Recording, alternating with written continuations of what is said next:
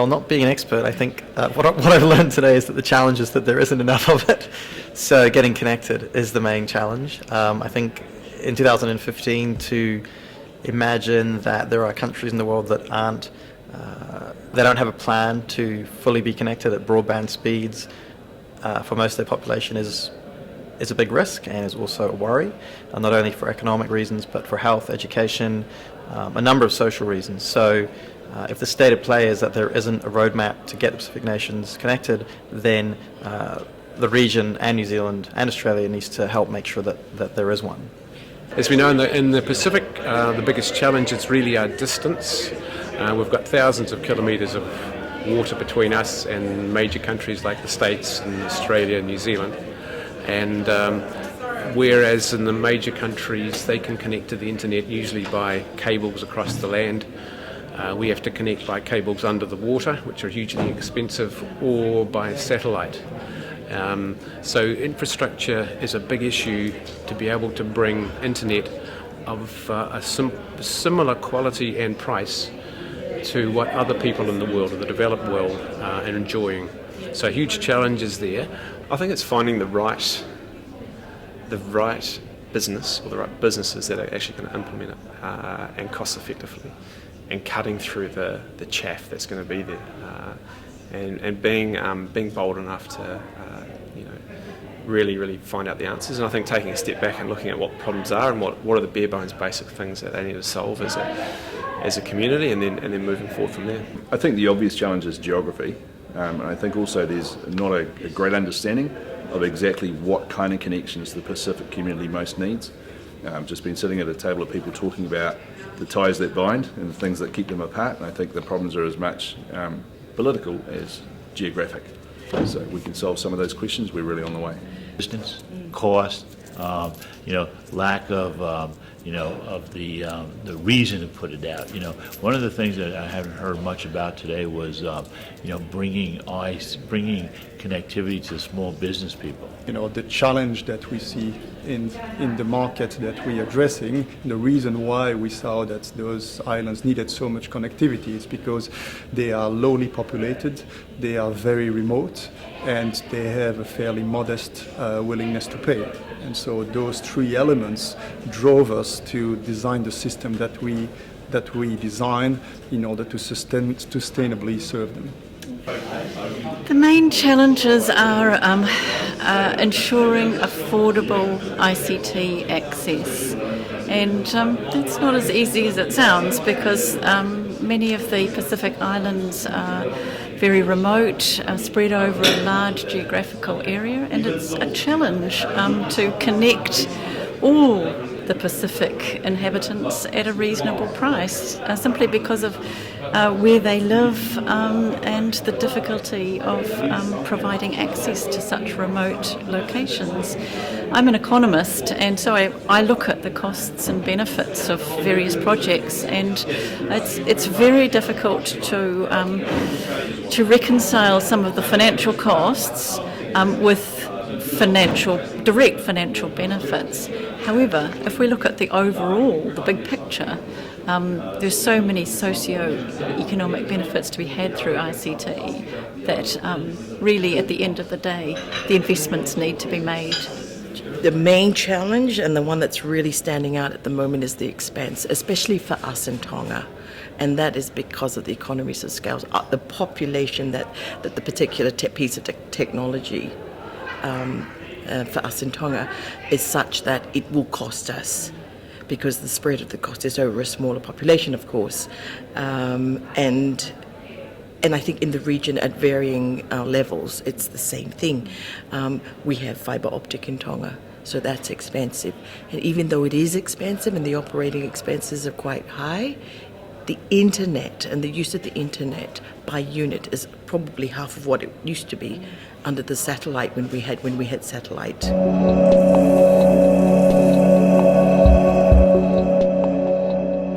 Solutions to the challenges of how do you connect remote regions with sparse populations. I think these are some of the toughest challenges that the world is facing across Africa, Asia, but a lot of people are working on them, from Google to big network companies, and I think solutions have to be custom designed for the needs of the community, but they'll probably be a combination of things like fixed line, broadband, wireless networks, satellites, and creating networks within networks, which are termed mesh networks, so basically piggybacking off networks to extend them. So I'm not an expert on networks, I'm not an expert on the Pacific situation, but looking at the scenarios and trying to partner up with people who are exploring and innovating in these areas, like big technology giants and innovative startups, and designing a custom path, I think, probably from a country by country basis. The really good news is that some of the technologies are advancing substantially, particularly the satellite technologies. And there are probably three major developments. One has been what they call a medium Earth orbit satellite, and it's O3b. And they're up and running now, and the Cooks was the first in the world to go live. They bring a faster, cheaper internet, and it can distribute over quite a few islands. It has a beam of 700 kilometres. The next thing is that the existing satellite providers, what we call the geostationary, they are actually now developing new, what they call high throughput satellites, which will give a lot more data for much lower price. And the third thing we heard about today, and has been on the go for a few years, is Pacific. That's a new company that's going to be launching, hopefully in 2 years, and providing a real targeted probably high throughput is what they're going to be doing at a much cheaper price than now as well. So there's at least three developments, and we have heard that there are other developments happening on low Earth orbit, that Google is doing some interesting things, but it's too early to say whether that'll be of any benefit to the Pacific. It's it's in very early stages. The country itself, is pretty unique. The islands is a very unique place. We talk about the population's growing. Some of the islands, the populations are losing, and they're losing, and people are moving to Australia or to New Zealand. One of the things is getting the ability to start businesses and make people's lives better financially should be very important, right? And I think that's one of the big solutions that we look at. Improving the health of the people is important, getting them educated, and then getting the businesses started. The solution here is to not go after the big boys for advice. Is find the people that have disrupted the big boys. So, as an example, Auckland disrupted Telecom and Vodafone with Spark. So you should be speaking to those people that actually know what needs to be done to execute and execute well, and actually not worry about the legacy issues that were in the past. From an infrastructure point of view, that the answer is going to be diversity. I don't think there's any one way of connecting the islands, but I think the islands do badly need to be connected, and there's a variety of technologies that are emerging. I think that the funding challenge will partly be met by commerce, so people will be sponsoring connectivity in the way that they are in some third world countries, and I don't want to draw a parallel there, but there are people who are going to get social media before they've had an email account, before they've had a phone call. They'll be on Facebook, for argument's sake, and some of that stuff I think is going to impact in a big way in the Pacific Islands. What you need in the Pacific is a solution that is customized for the Pacific. Until now, the Pacific has been served by solutions that have been developed for the rest of the world. And the Pacific Islands, especially the fixed locations or the broadband in the Pacific, was just an afterthought after serving the primary markets, such as airline markets or maritime markets. There was a bit of bandwidth left from the satellite that they would apply to the fixed location. Now, the fibers have arrived as well to the Pacific, but that hasn't solved the problem of connectivity in the rural areas or the remote locations. The solutions, I think, lie in finding the right policies, obtaining the support of regulators and other agencies within the region, and then making sure that the commercial investment comes through And that's only really going to come through cooperation and collaboration. And I think that a lot has been achieved in that area in the last few years, but there's still a lot more progress to be made. To be able to probably combine, if you like, all the financial logistics challenges and perhaps find a solution not that is unique and that services the particular island state, but also there is you're able to share it perhaps maybe. This is just what I've been thinking about, how to do this, because you talk to Niue, they're very, very small. You talk to the Cook Islands, they're very, very small. And the solutions for IT connectivity is very, very critical. So if we can't do it on our own, I think one of the speakers today said, together we're great. And I think that's what we need to do. It's got to be a regional solution everybody brings in. If we can come up with a solution that caters for each island state, because they are unique.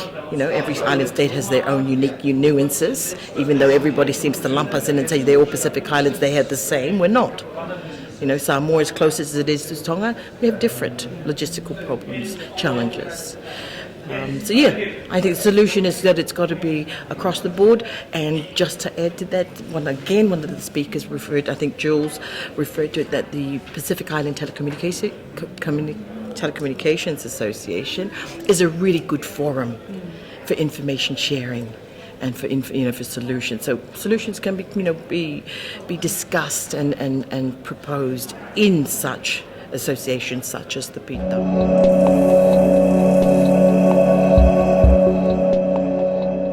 I think business opportunities have arisen from connectivity in every country of the world through the sheer imagination and curiosity of people. Like, what can we do with this? So that's how everything that's come about on the internet has come about. I don't think it'd be any different for countries that are isolated or in island states. But obviously there are ways to outsource services that could be technical, could be administrative, but using the internet to create services that are delivered digitally to people who live in other parts of the world. And also, how do you amp up the tourism industry using the internet to get better and smarter at attracting people to come to the country, and also selling actual tourism packages. What we've seen in development of business and the application of better internet, if the Cooks is just one example, it first of all connects families in a way that has never been possible before. To see the look of joy on people's faces when they can Skype, video conference relatives they haven't seen for years, they're on a remote island, and they can actually connect again. It's the tears start to flow when you see it. It's quite emotional. From a business point of view, of course, there's the obvious things like e-government. Government can pick up and become much more efficient by using the internet for delivering better services to people in the community. Health, education. Education is probably one of the biggest.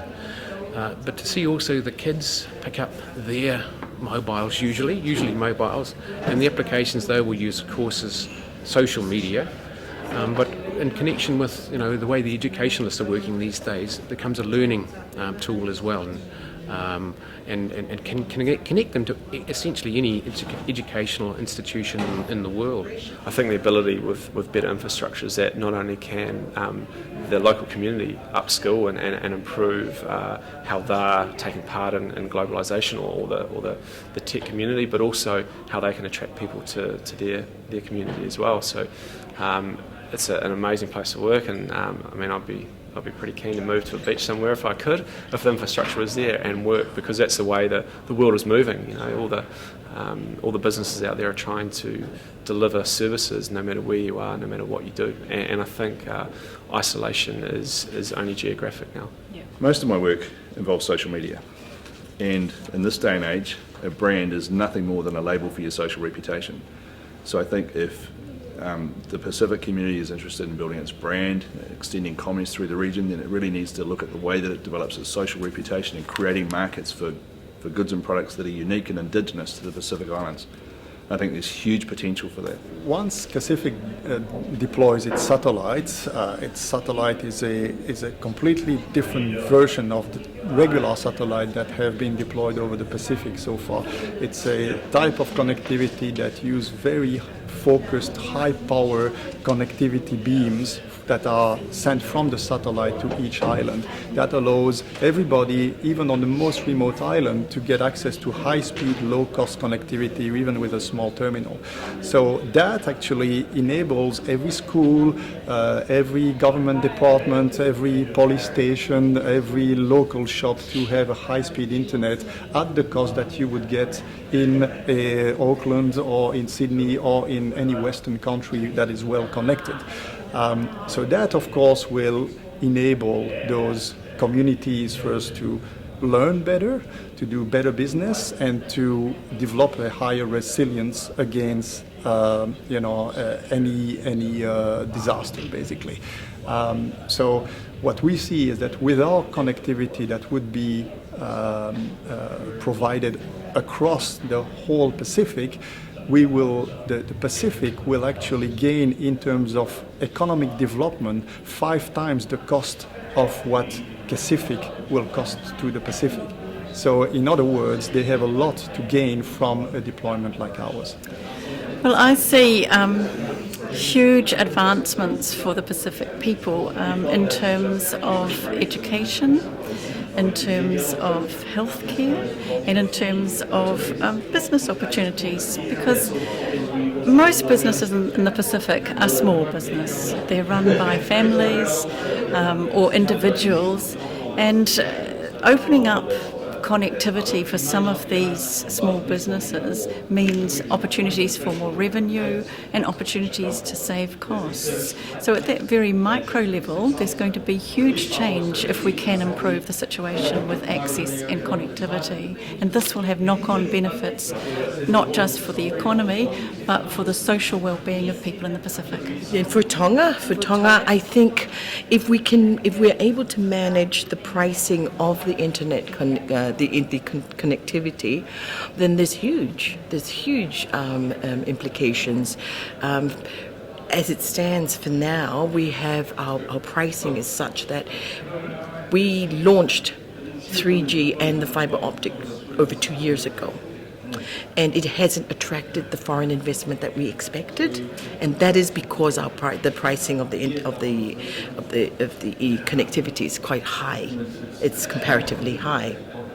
So, but if we can manage that, subject to all of that being managed, and that we arrive at a good price, I think you have huge opportunities for businesses now and for foreign investment as well, in terms of running their businesses. There's all the latent costs, all the obvious costs of travel, of holding meetings, of being able to conduct your business with the outside world and the bigger world at home without hopping on a plane and going, and you have all the travel costs. Yeah, so there's that. You've also got access to a wide range of information